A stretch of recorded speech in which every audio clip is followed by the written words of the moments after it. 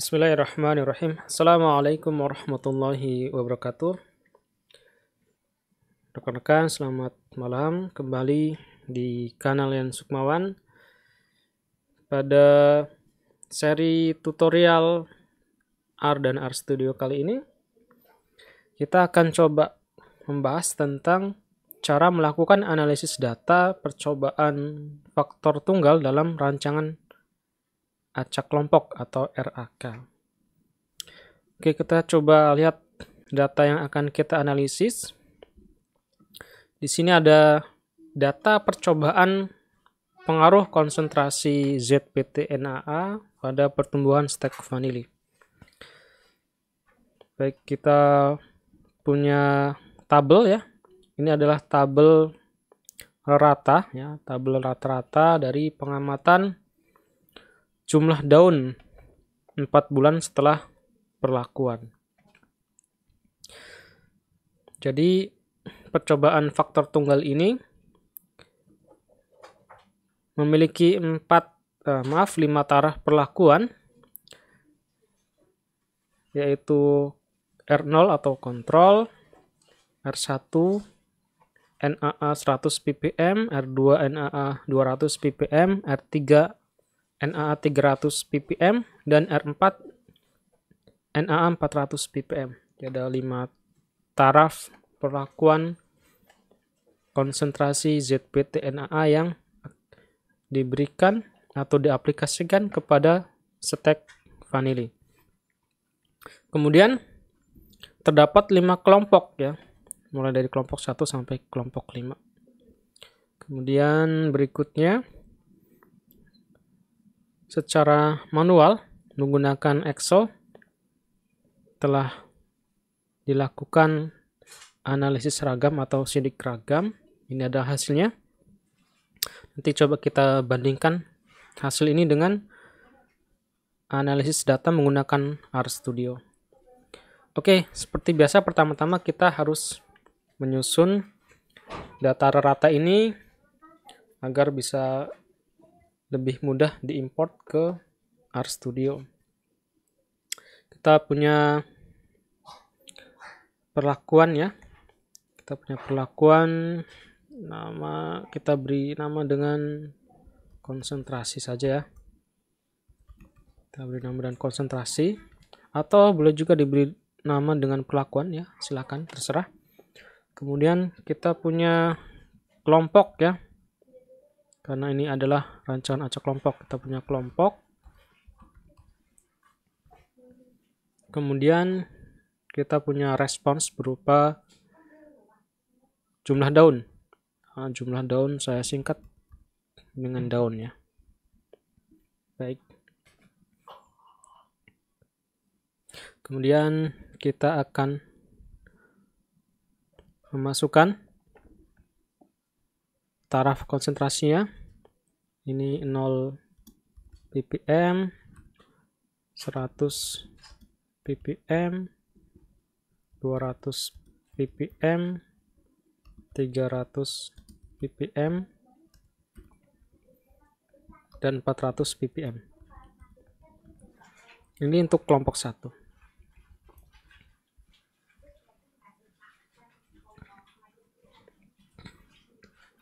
Kemudian kelompok 2. Nah, kita buat sini 3, 4, 5. Kelompok 3, 2, 3, 4, 5. Kelompok 4, 1, 2, 3, 4, 5. Dan kelompok 5, 1, 2, 3, 4, 5. Kemudian kita copy paste ya konsentrasinya. Ini kelompok 3, kelompok 4, dan kelompok 5. Berikutnya kita copy paste juga data rata. Ini kelompok 1 ya. Paste values. Ini. Kemudian kelompok 2, letakkan kursor di sebelah kanan, paste values. Kelompok 3. Sama ya. Kelompok 4.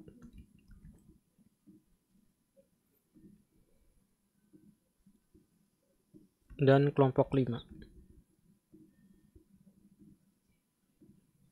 Selesai menyusun data rata.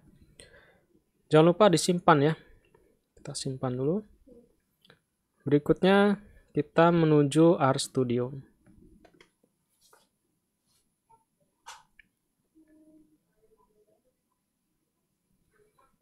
Ya, kita sudah masuk ke RStudio.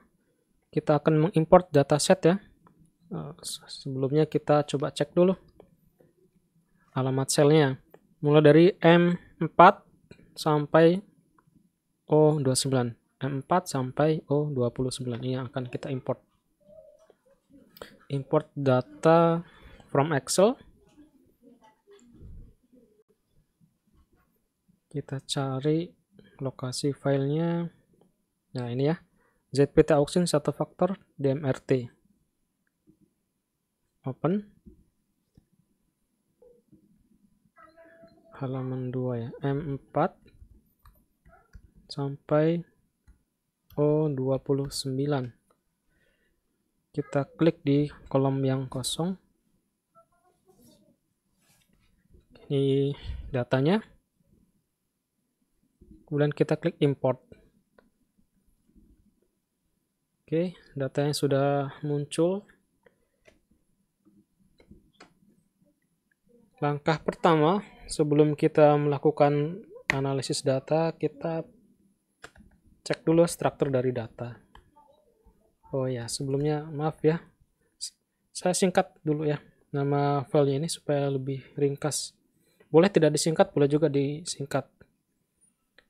Saya singkat menjadi NAA saja ya, NAA. Untuk menggantikan nama file ZPT Auction ini. Enter. Kemudian kita cek struktur data, str, dalam kurung NAA. Ya, konsentrasi masih berupa karakter ya. Kita ubah konsentrasi dan kelompok ini menjadi faktor.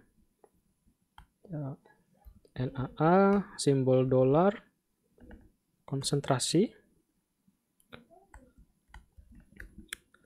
s.faktor, dalam kurung NAA, simbol dolar, konsentrasi, enter. Kemudian kelompok ya.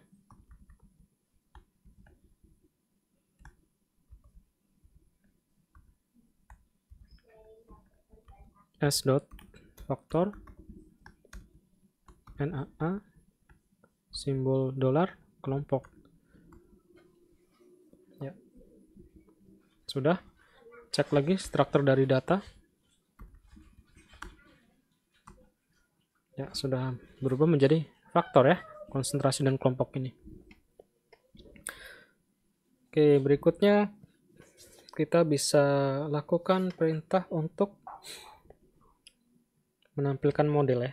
Kita buat model dulu. Boleh seperti ini, model. Saya pakai M besar saja, model. AOV. Ini bisa juga digunakan untuk membuat perintah ANOVA di AOV ya. Kemudian nama variabel atau responnya adalah daun. Kemudian simbol tak hingga, kelompok, ditambah konsentrasi. Ya, ini karena percobaan satu faktor dalam merancang acak kelompok. Jadi ada sumber keragaman kelompok dan ada sumber keragaman konsentrasi atau perlakuan. Kemudian datasetnya sama dengan NAA. Ya. Selesai ya membuat model. Kemudian kita bisa lakukan uji asumsi terlebih dahulu ya, sebelum kita melangkah ke analisis ragam. Asumsi yang akan kita uji yang pertama adalah tentang normalitas dan yang kedua adalah tentang homogenitas ragam antar perlakuan. Sapiro test ya. Oke. Kemudian dalam kurung model simbol dolar residuals ya ini. Ya ini nilai P-nya 0,2443 lebih besar dibandingkan dengan 0,05 sehingga asumsi tentang normalitas sudah terpenuhi. Oke. Kemudian untuk asumsi yang kedua berkaitan dengan homogenitas ragam antar perlakuan, kita bisa uji dengan uji Bartlett ya. Uji Bartlett. Coba kita uji Bartlett test ya. Untuk Bartlett test ini mirip seperti model ini ya. Ya, tetapi kita tidak menyertakan kelompok. Jadi yang dimasukkan hanya perlakuan saja. Di daun, simbol tak hingga, kemudian nama perlakuannya konsentrasi. Seperti ini, koma, data sama dengan NaA. Ya, ini hasil uji Bartlett ya. Dengan nilai P 0,5745 ya, lebih besar dibandingkan dengan 0,05. Sehingga untuk asumsi homogenitas ragam antar perlakuan terpenuhi juga. Baik, sekarang karena asumsi tentang normalitas dan homogenitas sudah terpenuhi, kita bisa lakukan analisis ragam ya. Caranya adalah saya akan menekan tanda panah ke atas menuju ke model ini ya. Ini enter, kemudian ketik summary dalam kurung model, M-nya besar ya. Enter lagi. Ya, ini adalah analisis ragam menggunakan RStudio. Dengan sumber keragaman ada kelompok dan konsentrasi. Ya, kita fokus ke perlakuannya, itu konsentrasi ya. Nilai F hitungnya 3,361. Nah, nilai probability-nya 0,0354, lebih kecil dibandingkan dengan 0,05, sehingga perlakuan konsentrasi ZPT-NA ini ternyata memberikan pengaruh pada jumlah daun stek vanili.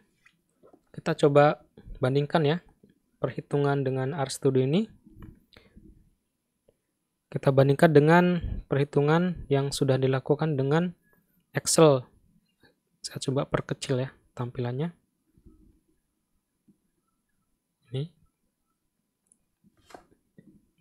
Ini juga saya perkecil, saya geser ke kiri.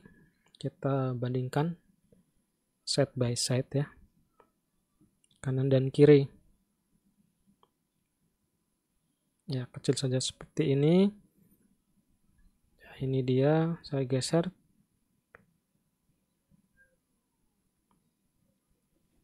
Kelompok ya, nah ini sumber keragaman kelompok, konsentrasi, galat. Dengan derajat bebas 4, 4, 16, 4, 4, 16.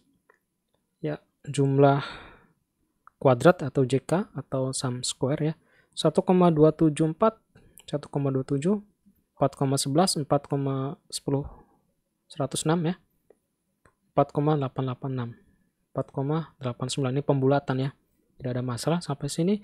Kemudian kita ke F hitung langsung, kelompok F hitungnya 1,04, ini 1,043, konsentrasi F hitungnya 3,361 ya, sama. Jadi hasil perhitungan antara RStudio dengan menggunakan Excel ya, dibandingkan dengan Excel, hasilnya sama ya, jadi tidak ada masalah di sini. Ini lebih mudah ya, karena kalau melakukan uji asumsi menggunakan Excel mungkin agak lebih rumit ya, perlu waktu.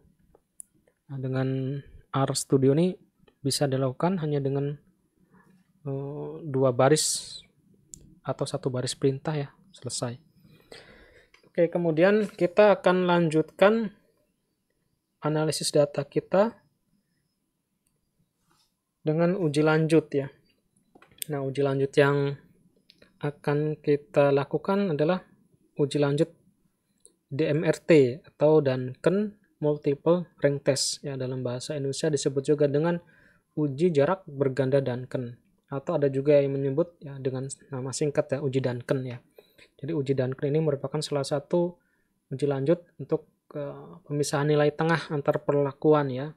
Mirip seperti uji beda nyata terkecil atau beda nyata jujur. Ya, tetapi uji Duncan ini ya bisa lebih hasilnya lebih ketat ya dibandingkan dengan uji BNT. Nah, perbedaan antara uji Duncan dengan uji BNT atau BNJ adalah uji Duncan ini memiliki nilai pembanding lebih dari 1 ya. Sedangkan pada uji BNT atau BNJ itu nilai pembandingnya hanya 1. Nanti kita coba lihat ya. Oke, kita akan lakukan uji Duncan ya. Nah, sebelum kita melakukan uji Duncan, kita perlu aktifkan dulu paket Agricole. Nah, ini sudah sedang diaktifkan ya. Masih proses. Nah, sudah selesai aktivasinya. Kemudian kita lakukan uji Duncan ya. Duncan test ya. Seperti ini. Caranya mirip seperti uji BNT dan BNJ ya. Agak-agak mirip ya. Kita ketikkan nama modelnya tadi, model ya. Model, koma, tanda petik 2 ya. Kemudian perlakuannya kita tadi beri nama konsentrasi ya, konsentrasi. Ya, konsentrasi. Geser kursornya, koma. Kita ketik grup. Ya, ini grup sama dengan true ya. Argumennya adalah true. Kemudian alfanya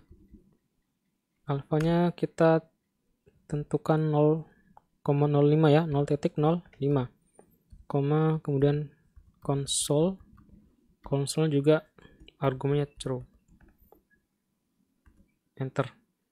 Ya, ini dia hasil uji DMRT atau uji Duncan dari perlakuan konsentrasi ZPT-NAA. Ya, ini bedanya dengan uji BNT dan BNJ adalah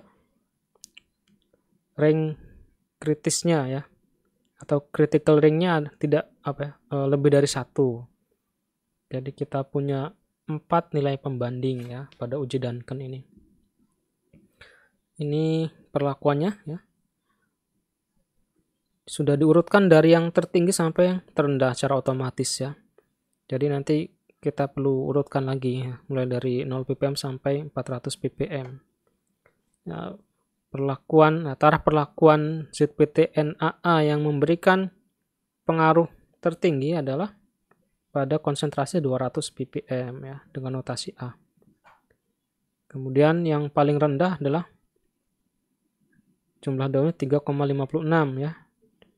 Itu didapatkan dari taraf perlakuan ZPT-NAA sebesar 400 ppm. Ini sekalian ya sampai tuntas. Kita perlu susun lagi.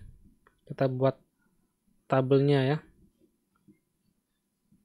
Kita buat tabel uji lanjutnya. Ini yang bisa kita tampilkan atau kita sajikan di bab 4 ya, hasil, atau kalau di artikel ilmiah itu di bab 3 ya.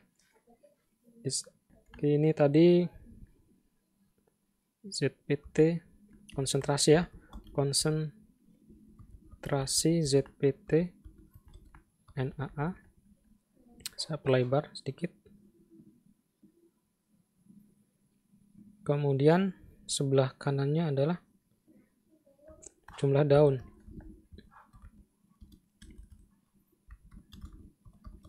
Jangan lupa diberi satuan ya, helai.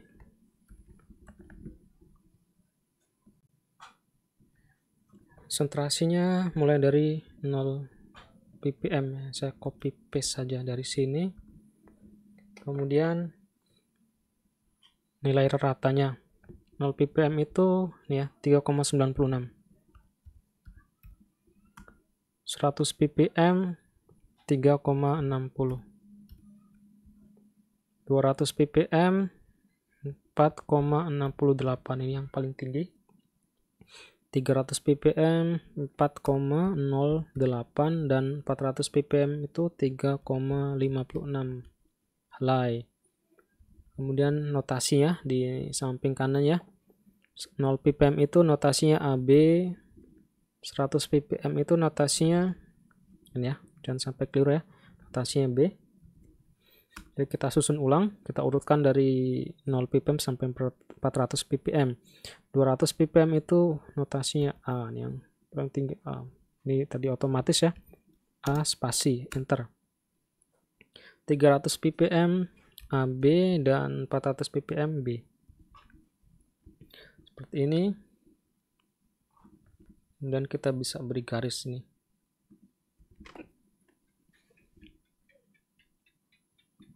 Garis atas, garis bawah, ini juga garis bawah.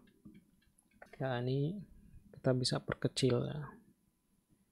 Ya, kurang lebih seperti ini ya penyajiannya di bab hasil ya. Atau bisa juga nanti disajikan dengan dalam bentuk gambar ya. Misalkan bar plot ya. Itu bisa juga menggunakan RStudio. Mungkin nanti ya, jika ada kesempatan lain saya coba sajikan ya visualisasi dari atau penggambaran dari nilai rata yang sudah diberi notasi, itu bisa dengan RStudio. Oke, baik, demikian tutorial yang dapat saya sampaikan. Mudah-mudahan tutorial ini bermanfaat bagi rekan-rekan, terutama rekan-rekan yang sedang melakukan atau menyusun tugas akhir ya, berupa skripsi misal, atau teman-teman peneliti atau dosen yang sedang melakukan penelitian dalam rangka Tridharma yang dilakukan di perguruan tinggi. Sampai jumpa di kesempatan berikutnya. Wassalamualaikum warahmatullahi wabarakatuh.